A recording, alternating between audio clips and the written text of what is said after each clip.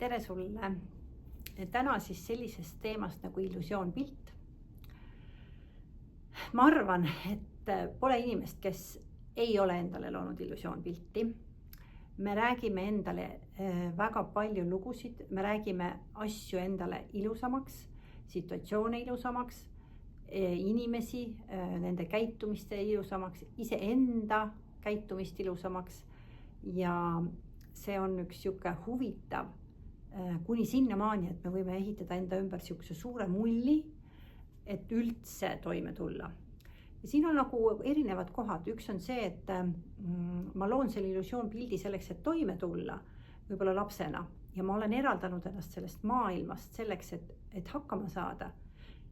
Praegusel ajahetkel ma võib-olla seda enam ei vaja, aga ma elan ikkagi siiamaani selles mullis, maailmast ära eraldatuna, oma pisikeses maailmas ja ei julge astuda siit välja, ei julge teha mingeid samme või ei luba luua suhteid.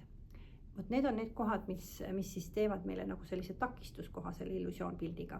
Teine asi on see, et me oleme väga pikalt kuskil illusioonpildis, kas siis pikalt mingisuguses suhtes, mida ma olen ise päris mitmeid kordi näinud.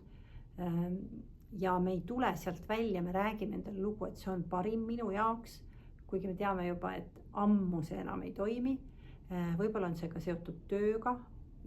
Ma räägin endale lugu, et see on minule kõige sobivam, kuigi kogu minu süsteem, võib-olla isegi juba keha reageerib sellele ja ma tunnen, et ma peaks sealt juba ammu välja liikuma.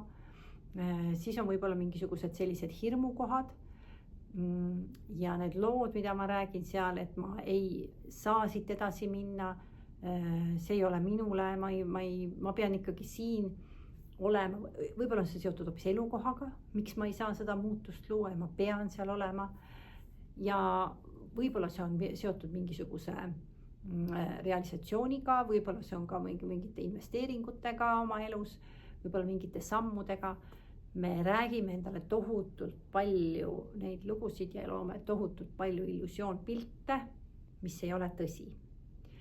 Ja kui me ühel hetkel saame aru ja kui see illusioonpilt kokku kukub, miks me sellest illusioonpildist nii kinni hoiame? Sellepärast, et kui see illusioonpilt kokku kukub, siis võib juhtuda see, et meie maailm puruneb. See, mille me oleme loonud, see maailm puruneb ja see on väga ebamugav.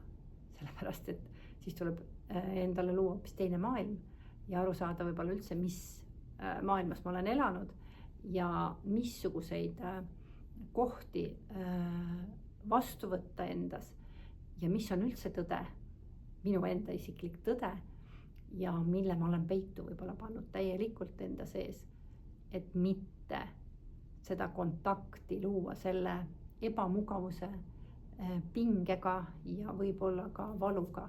Kuid samas, kui me selle illusioonpildi lubame minna, jõuame endale palju lähemale ja lõppkokkuvõttes meie süsteem rahuneb. Ja see on see koht, kuhu mul oleks väga hea meel sind ka kutsuda, nii et sa oled oodatud.